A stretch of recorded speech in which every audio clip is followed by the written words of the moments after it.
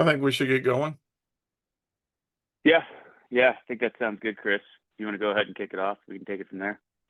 Sure. Good morning, everybody. I'm Chris Cheatham. I'm the Director of Sales for the Virginia team at DALY.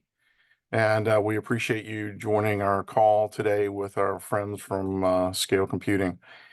One of the things that we find in regards to the partnership here is that this solution solves a lot of problems for our customer base. And it's a great and easy deployment. And the team that is behind the hardware and software is just outstanding.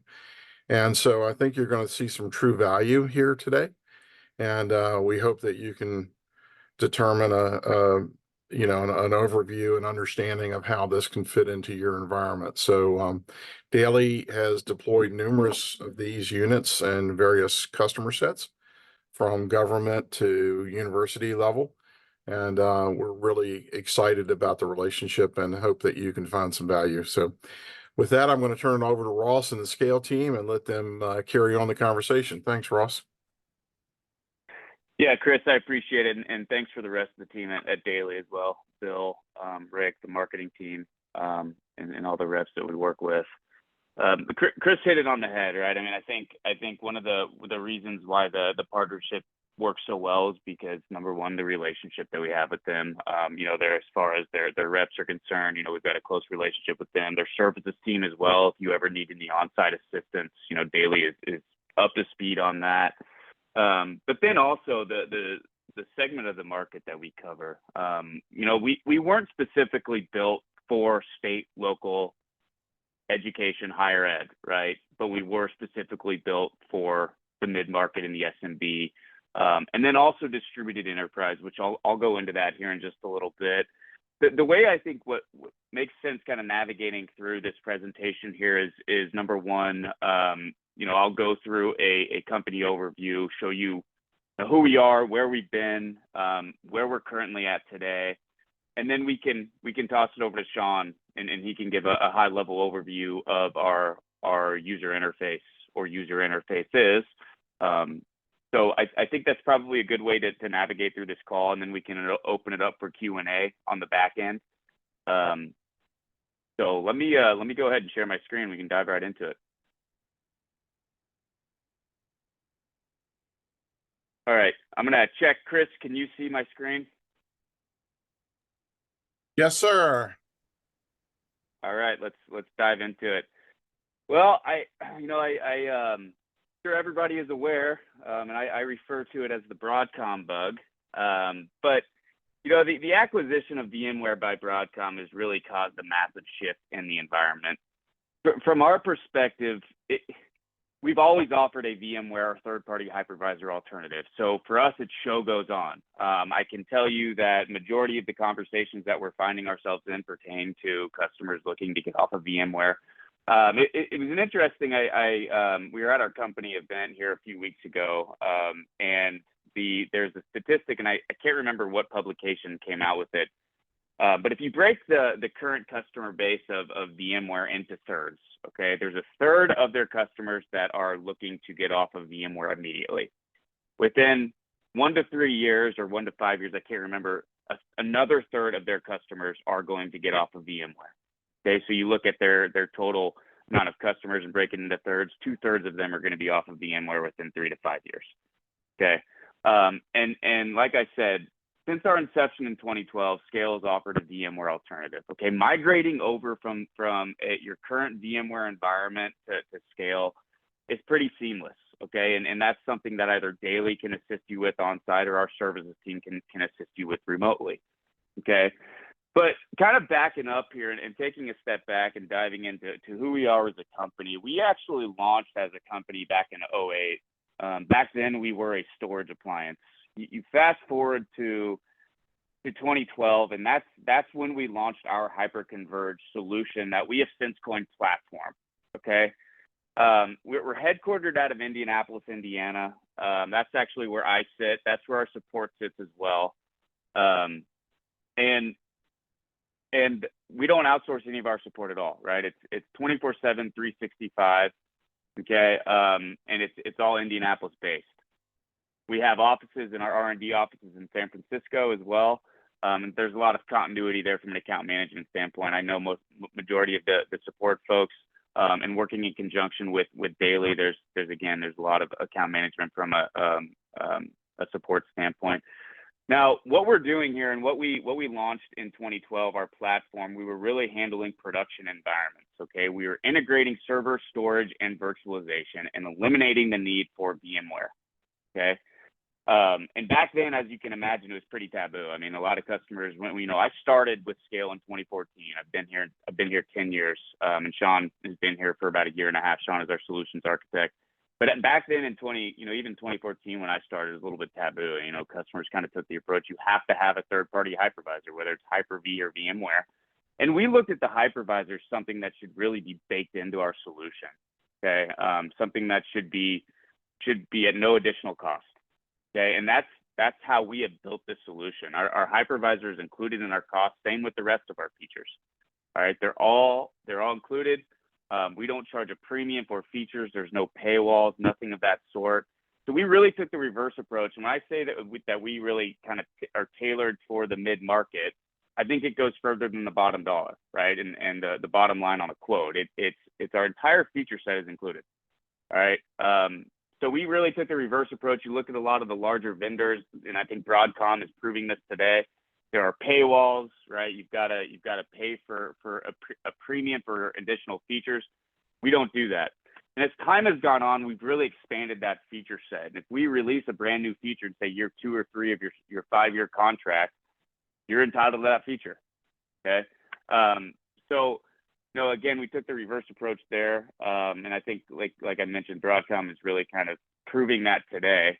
But we've always been steadfast in that mentality of offering an all-inclusive solution.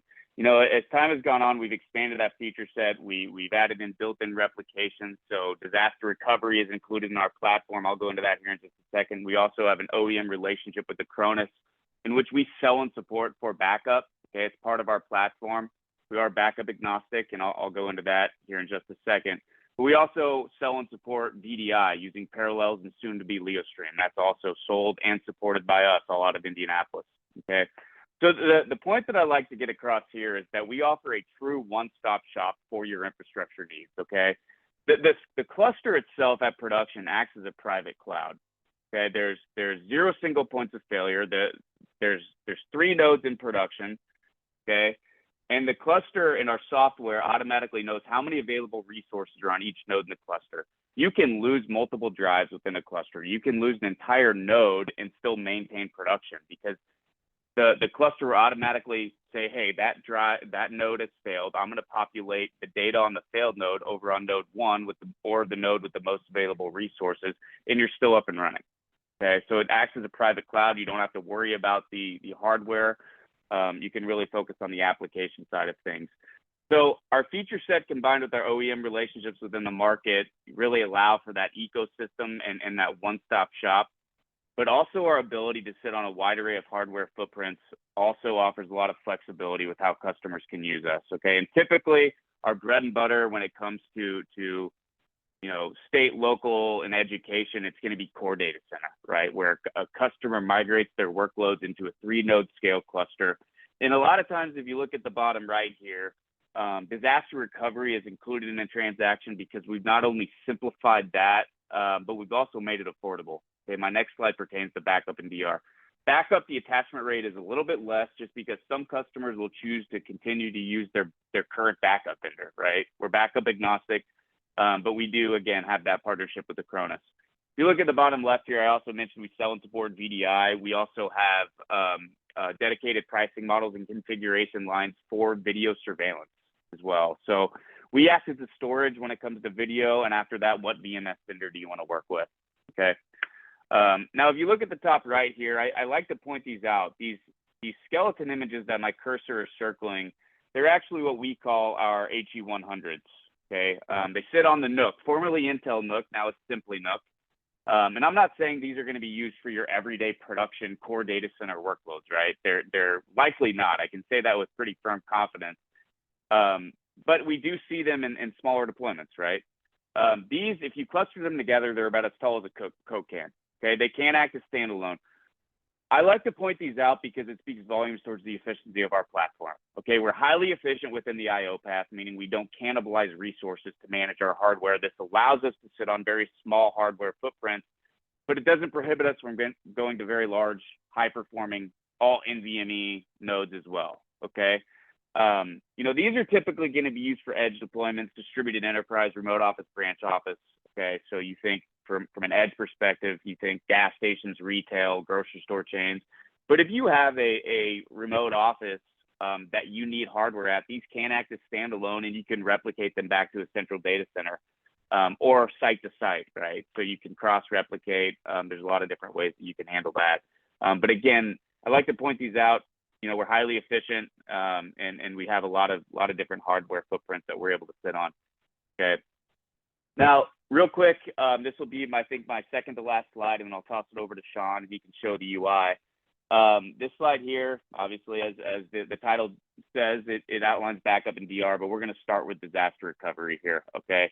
Disaster recovery is if you want to spin a VM up in a production manner should your main site go down, okay? Disaster recovery, it's number one, it's what budget allows, right? It's an insurance policy. That's the reality of it. After that is answered, what type of performance do you want in the event of a disaster? Okay, and that helps us fine-tune a configuration. Let's say site one is your production site. Site two, let's say that is a colo. Okay, maybe you've got a couple VMs running on it. The most common way that customers are going to plan out and purchase DR with scale is to use a single node. Okay, now you can use another 3-node cluster. Okay, it's completely up to you. Again, it's budget and the size of your workloads that are really going to dictate and performance preference, right? But the most common way that customers are purchasing DR is with a single node. Okay, and that single node, it can be an all NVMe node. Okay, you want that performance. It can be a hybrid node. Okay, it can be an all spinning disk node if you just want to be able to limp along in the event of a disaster. Okay, same with the cluster, right? It can be an all NVMe cluster. It can be a hybrid cluster. It can be an all spinning disk cluster. So there's a lot of different options that we're able to really optimize, not only production, but disaster recovery as well. Okay. Now, if you look at the bottom left here, I did mention we're backup agnostic. If there's another backup vendor that you want to use, you can certainly do so, but there is value in the Acronis piece. Again, we sell it, we support it. They have native integration with their API. Okay. With Scale and Acronis, there's a lot of flexibility with where customers can send their backups. Okay, you can send backups to 5 targets simultaneously to get the level of protection that you want. You can use a cloud vendor of your choosing. Okay, you can use a bare metal appliance or another storage device. If you want it on Scale's platform and you want a node, we have what we call the business resilience system. Okay, and that can sit locally. It can sit offsite. There's dedicated pricing models. They're essentially backup storage repositories where we pack that full of storage for however long your retention policy dictates. Okay, and again, that can sit locally or it can sit offsite. It's just an additional target. Okay, it's optional. Like I said, you can leverage multiple different targets, use a cloud vendor if you're choosing. But Acronis, again, it offers a lot of flexibility there. It also has built-in ransomware and malware protection. So if it sees a file is corrupted, it's automatically going to quarantine that file so that it doesn't impact the rest of your network. Okay. So I wanted to touch on that real quick.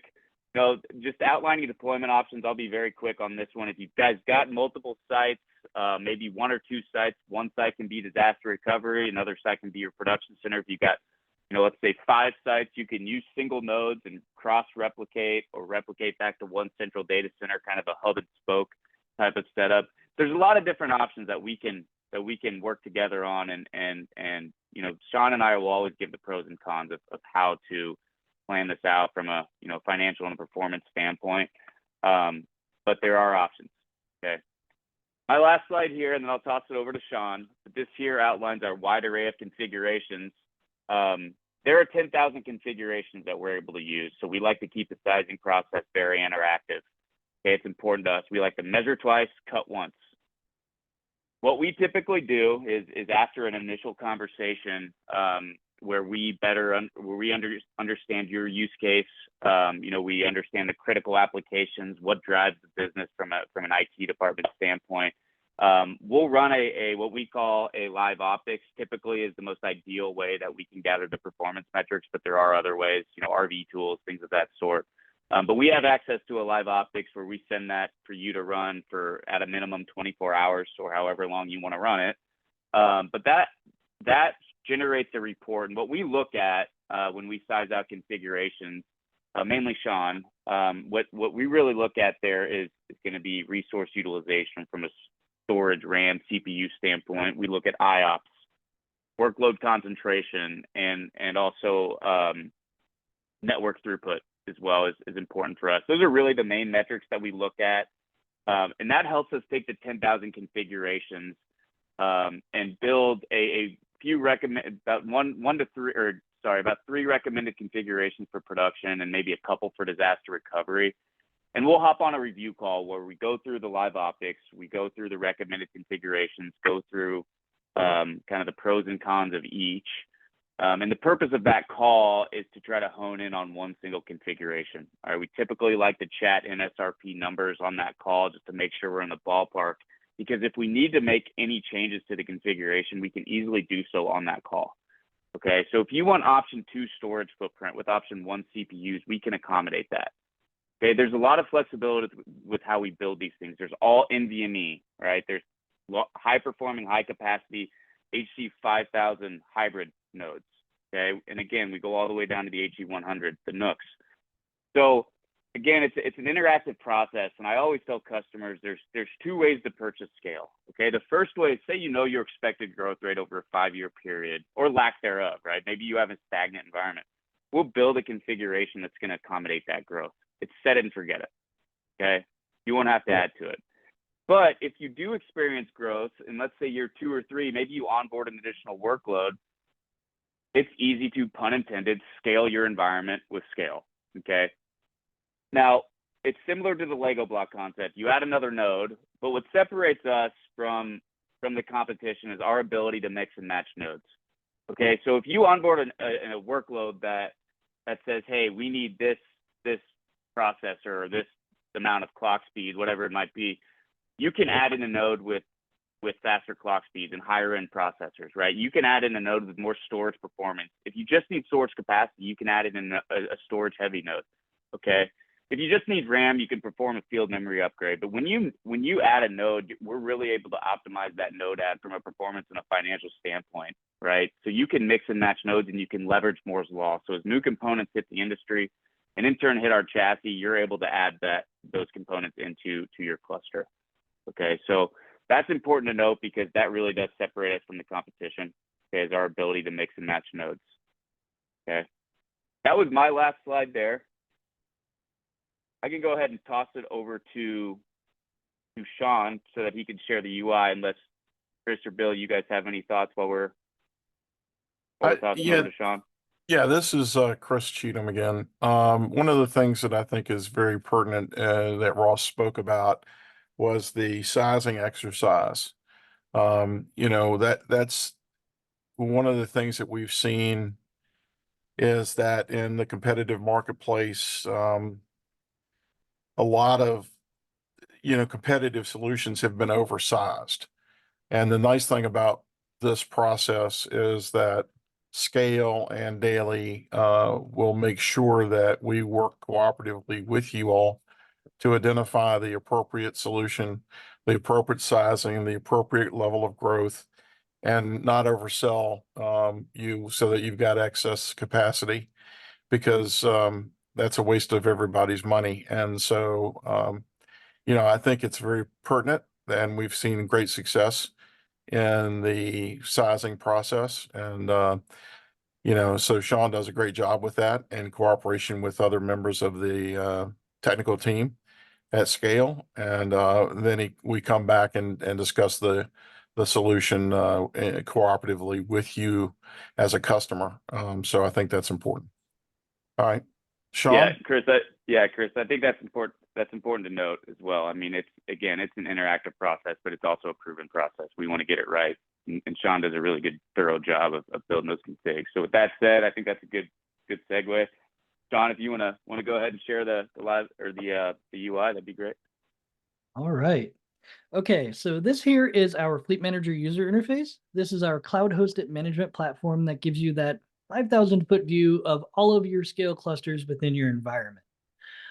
So when we first log in here, we're going to be presented with this view here on our dashboard. We have our health status, so we can see what any of our clusters are doing at any given time, the health, if they're healthy, if there's any warnings, informational things, anything that needs to be brought to your attention, you'll see that here.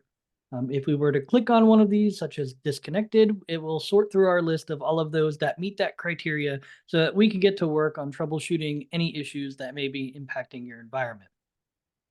We also have our firmware versions over here, so we can see what different version all of our clusters are on. It's important to note, and I typically tell customers, you might as well stay on the latest and greatest version of our firmware, because that will include all of the features and all of the updates, anything that comes from us that's bundled into our firmware at no additional cost. So might as well take advantage of it. Down below here, we have any current conditions that are set. So similarly to that health status, we'll see any warnings, notices, informational things. Again, anything that we need to address. We can search through the conditions here based on the severity, the cluster name, the description, or that set date to really drill into our environment and see if anything needs our attention. Under our cluster view here, this is a view of all of the clusters assigned to your Fleet Manager tenant. You'll have the health, how many nodes are in the cluster, how many virtual machines are running out of how many you have resources allocated to, any tags for keeping yourself organized, some resource metrics here so we can see what our utilization is as far as storage, memory, and CPU. We'll also see our firmware version information here. And then we have a button here to jump right into that cluster and get to work on any of the workloads that we have in the environment. This leverages our secure link feature, which will create an encrypted tunnel from Fleet Manager down into that user interface, which will eliminate the need for any of that network complexity or anything such as that. If I jump over to a different cluster view here, let me find one. Here, we also have this button here on some of them. This indicates that there are updates available to that firmware, and we can kick them off from Fleet Manager right here without having to go into our HyperCore user interface to do that update process. You'll also notice that we have deployed and staged up here. We also have zero-touch provisioning. So if you have multiple locations and maybe you don't have the staffing at those other locations, or you don't want to send a team out there, all you have to do is send this equipment out there. They can plug it into the network, plug it into power, and you can come into here and provision it right here from within Fleet Manager. You can see we have a couple here just waiting to come online, and a couple single nodes, and then a cluster itself, and we can provision it right here without the need to be on site. If I go into one of these clusters here, let me pick my US Otava here.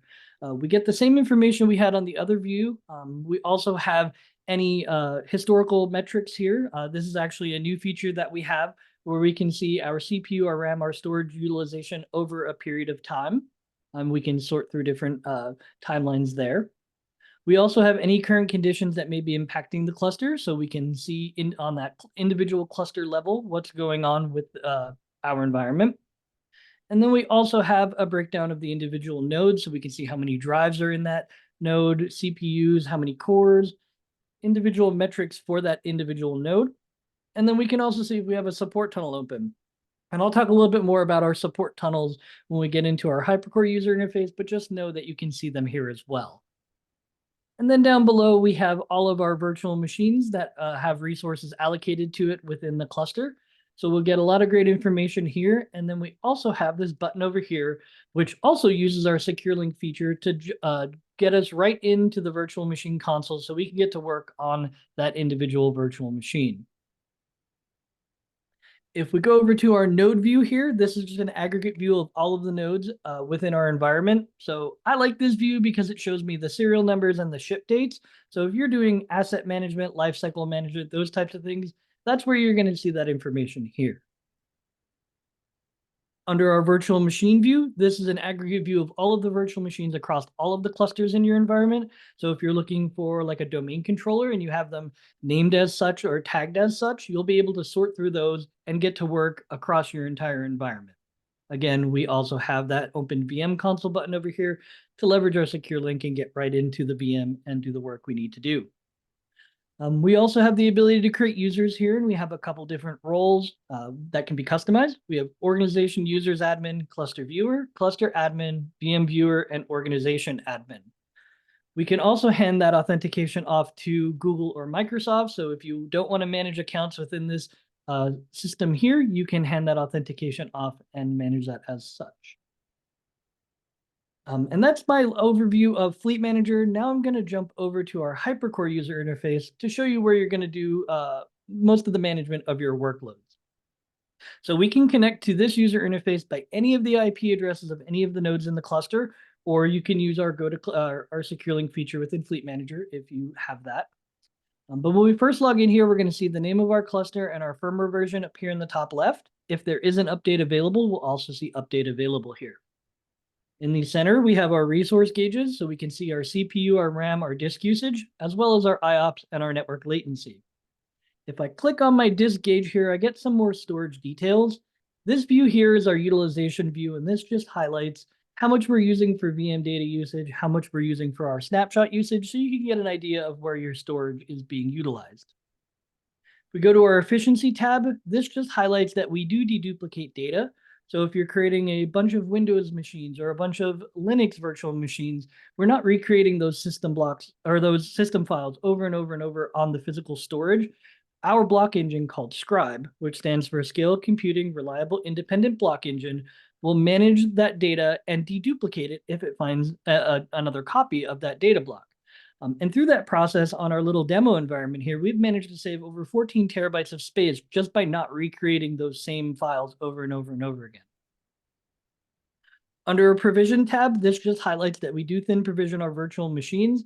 So if we were suddenly to fill up all of the storage that we've allocated to those VMs, we'd be over provisioned. So it's just another view to keep an eye on. In the top right here, we have any conditions that may be triggered. So those warnings, those informational things, similarly to what I just showed you in Fleet Manager, we have them here as well. And we can notice that we do have a couple here. So if I click on it, it's going to take us over to our control center under conditions and give us a breakdown of the time, the severity, the node or nodes that are impacted, and a description. Now we can use this information to troubleshoot it ourselves, or we can hand it off to our support team and they can troubleshoot it for you. If you want DALY to help as well, they are incredibly knowledgeable on our solution and they can help as well in that regard. Under here, we have these boxes. These represent our nodes or our physical hosts. So this is a 3-node cluster. And this is a RAM view. So we can see where our memory is allocated across the different virtual machines across the cluster. We also have a disk view. So if you want to see where your data blocks live, this is where you can see that here. This configuration is a tiered approach. So we have 1 SSD and 3 spinning disks per node. And like I said, you can see where those data blocks live. It's important to note that our SSD doesn't just work like a cache drive. It really is a true tier. It's really part of the whole storage ecosystem. So the way this works by default is your data blocks will come in and be saved on the SSD first. As those data blocks get colder, our block engine Scribe will step in, move the coldest of those blocks or those cold blocks off to the spinning disk. As they heat back up, it will move them back to the SSD. So you're always getting that performance of the flash storage out front with the capacity of the spinning disk behind it. If you do have a need to tailor this to specific workloads, you definitely can do that. And I will show you in a second when we get to talking about the virtual machines on how we can tailor that. Down below here, we have all of these cards. These cards represent our virtual machines. So our colorful ones are the ones that are powered on and our grayed out ones are the ones that are powered off. On the card itself, we have our power control buttons. We have a nice responsive console window, so any management tasks that you need to do, installation processes, etc., that is here for you, as well as our power control buttons again on the top right. Some other things on the card here, we have the name of our virtual machine, the description, the IP address that it will pull from the virtual machine, any tags that you have set. Now, these tags will help with keeping yourself organized, of course, but they'll also help with using the filter up here that you can filter out based on those tags. And you can also do some bulk operations like snapshotting them based on a tag, cloning them based on a tag. You could even reboot them based on a tag. We also have resource gauges for the particular virtual machine, so you can see what that VM is doing at any given time. Our wrench down here allows us to edit the virtual machine, so we can edit any of the descriptors or the resources that are allocated to that VM. This button here allows us to live migrate the virtual machine between nodes. So if you have a need to manually move it for a particular reason, you can. When we click on it, it will gray out the node that it's on and allow us to choose any of the additional nodes to move it to. We can delete the virtual machine if you have permissions to do so, and if the virtual machine is powered off. We can clone the virtual machine as it sits right here, right now, and we can take a one-off snapshot as it sits right here, right now. Now, there's a couple different ways to create virtual machines. I'm going to show you the long way first, just so you can see how easy it is to get up and running from scratch on our solution. So I'm going to go up here to my plus sign, and I'm going to get this create VM window. So now I'm going to give it a name, and I'm going to make it a fake database for argument here. We're going to give it a description, and we're going to set some tags. Now, the first tag I set will group it logically amongst all the other virtual machine cards. So I want it to stay with my last name here, so they all stay together. And then anything I said after that just helps with those bulk operations, filters, and keeping yourself organized. Under OS, we got Windows or other. If you got Linux or Unix systems, you'd pick other. Drivers, we have performance or compatible. In most cases, you're going to pick performance. Unless you're running some legacy systems, we leave those compatibility drivers in here for you if you need them. Under our boot type, we have BIOS, we have UEFI, and we have UEFI with the Virtual Trusted Platform module. In firmware version 9.2, this is tagged as experimental, but in our next firmware version 9.3 and beyond, it will be fully featured and that experimental tag will be removed. So if you're looking to use BitLocker on Windows or Lux on Linux to get that VM level encryption, that Virtual Trusted Platform module will make your life a little bit easier. We'll pick our CPUs. I'm just going to leave it at 2. We have 4 gigs of RAM and a 100 gig drive, and I'm going to add a terabyte here for argument. From our boot from list, I'm going to pick my installation media. So I want to install my server eval. So we'll pick that and hit create. We'll get a message down here saying it's queued up. So it's going to get ready to allocate those resources. And now it's running. So it will allocate those resources. And in a second here, there we go, completed. So now all I have to do is power that virtual machine on and install my operating system, and we'll be ready to go. Some other things on the card here that I'll show you. If we go over to this view here, you could see this is my boot type, how many cores and how much RAM I have allocated to the virtual machine, any installation media that I have attached, my block devices, and my network adapter. I could add additional block devices, additional network adapters, and modify my boot order with these buttons down below. If I click on more next to one of these block devices, I get a lot of great information here on this block device info screen, but the one thing I want to highlight is this heat priority. So heat stands for Hypercore Enhanced Automated Tiering. And if you think back to what I was mentioning about those hot and cold data blocks, this is where you can prioritize where those data blocks live. So by default, this is going to come in at a 4, which is normal, where our block engine keeps that happy balance of between flash and spinning disk storage.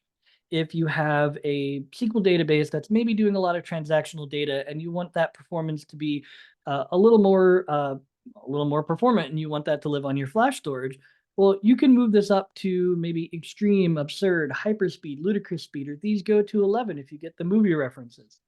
If we set this to an 11, your data blocks are going to be prioritized to that flash storage until it would get to a point that maybe it would jeopardize your high availability. That's when our block engine scribe will step in, take the coldest of those blocks and move them off to the spinning disk to ensure that you maintain that high availability across your environment.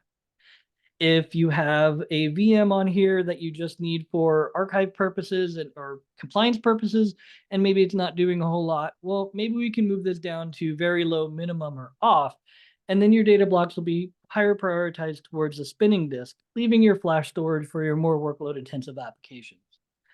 And it's important to note that this can be set on a per block device level. So this is just my C drive.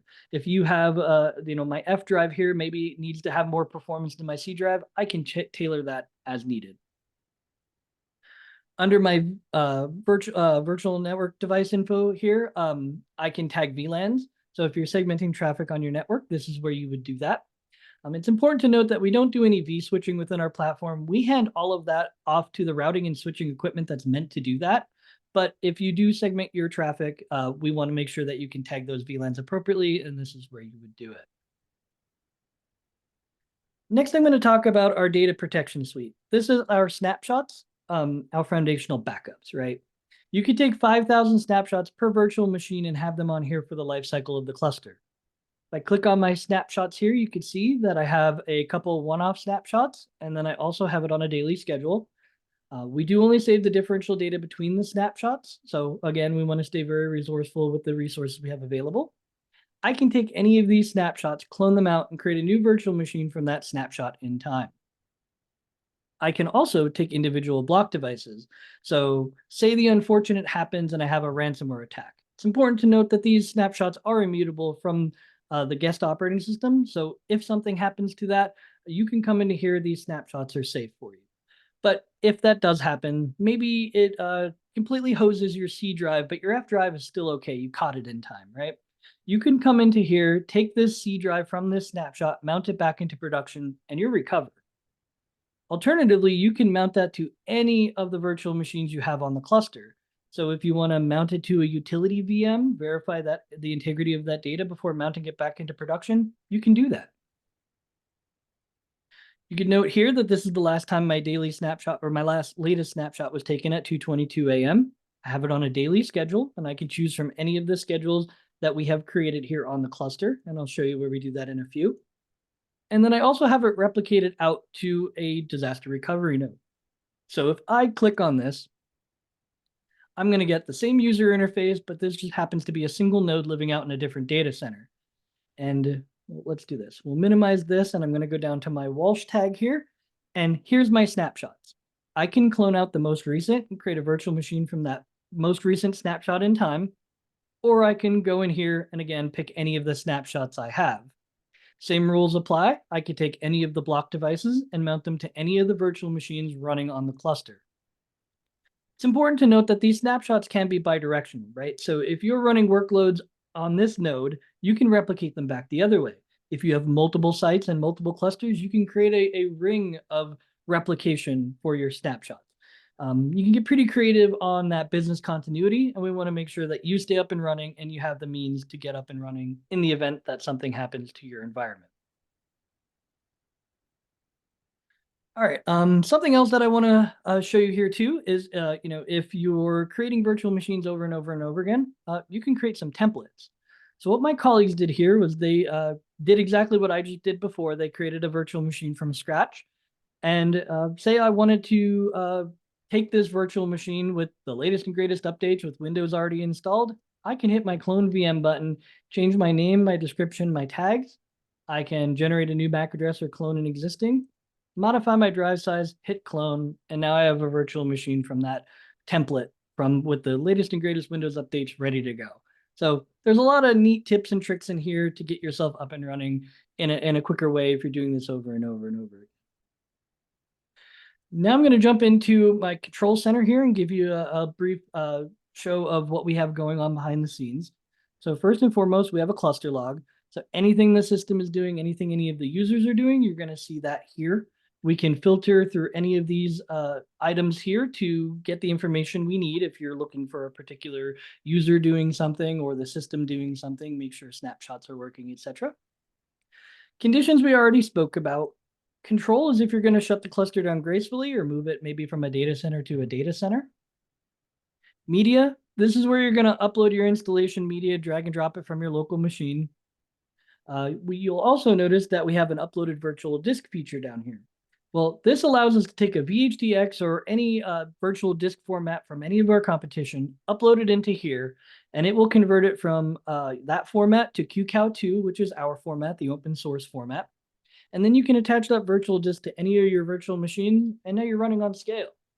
From an initial migration standpoint, we also have a tool called Scale Computing Move, made by OpenText, formerly known as Carbonite.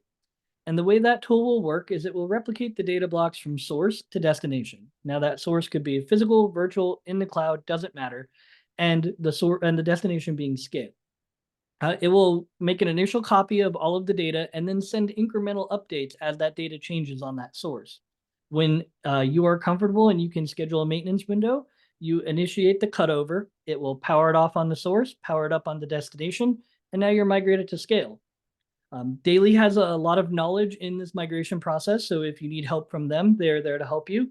We also have services where we can help you with that as well. So, you're never on your own here. There's always resources available to be as involved or uninvolved as you really want all of us to be.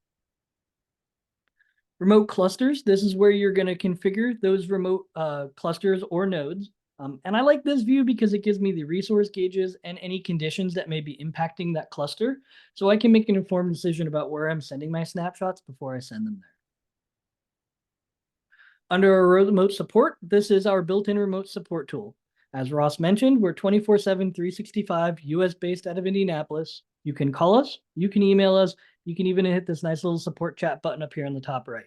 You're going to get one of our support engineers on the line, and they're going to give you a 4 or 5-digit code. You'll punch that into one of the available nodes and hit open connection. That will create an encrypted tunnel from our HyperCore user interface out to that support engineer. They'll be able to get in, help troubleshoot any issues you're having. They can go over best practices. They can augment your IT support, whatever you need. Once they're done, you hit close connection, and then they can no longer connect into the cluster. So there's no need to remotely connect a vendor into your computer, wiggle your mouse every 15 minutes to make sure it stays awake. You can open the support tunnel up, go grab lunch, and by the time you're back, our team has you sorted. Schedules, this is where we're going to configure our snapshotting schedules. And I like this business critical one as a good example. So we can take a snapshot frequency on a minutely, hourly, daily, weekly, or monthly frequency. And we can also set different retention periods. So my colleagues here have 8 hours of hourly saved locally and 1 day of hourly shipped out to that remote cluster or that remote node.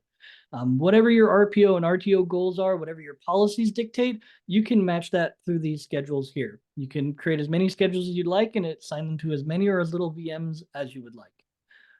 As long as you have the storage to allow for it, you could be as aggressive with that snapshotting if need be.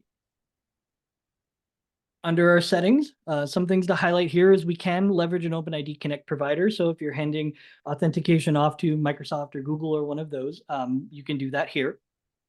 Our SMTP server settings and email alert recipients, highly recommend setting that up. That way, when any of these conditions are triggered, you're the first to know something needs your attention. And if you have auditing and compliance needs, you can ship our cluster log off to a syslog server so you have it central and available to you. If you do set fully qualified domain names for your nodes and you want to get to bypass that security warning when you first go to the IP address or the host name, you can upload your own certificate here. Updates, I don't have an update to show you here, unfortunately, but I can walk you through what it looks like.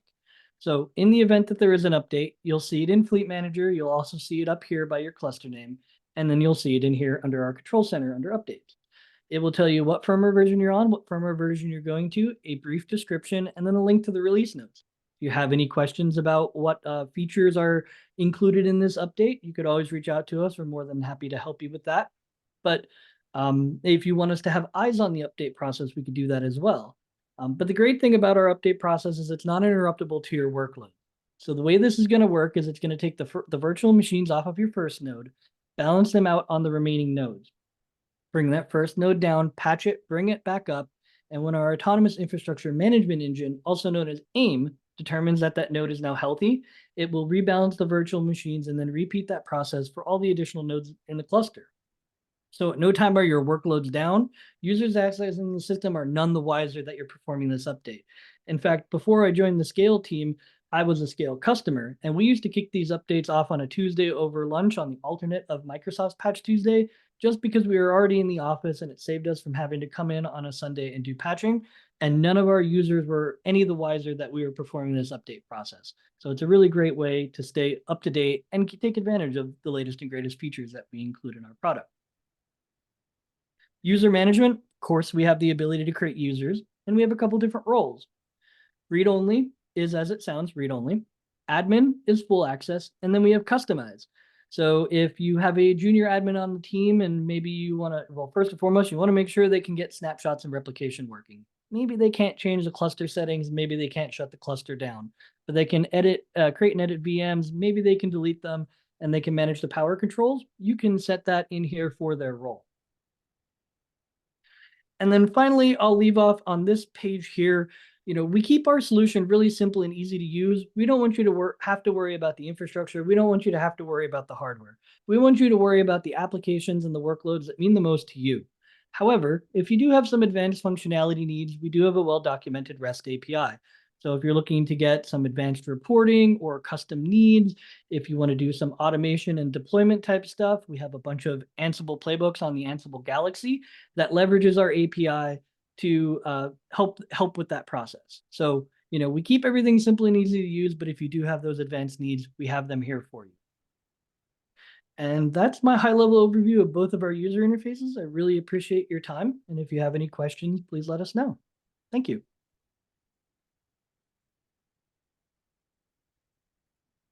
Yeah, thanks, Sean. Really appreciate it. Chris, I'll kind of toss over to you. Might make sense if we want to open it up to Q&A, but. Yeah, of course. I mean, I think if there's any Q&A that's out there, if you want an additional, I mean, this was a great high level overview of what's going on here. And, the opportunity for us to assist our customers with alternatives to the VMware tax and really quality solution that's easy to use and easy to deploy. We're ready to help you with that. So are there any questions from the folks that are in the participation room?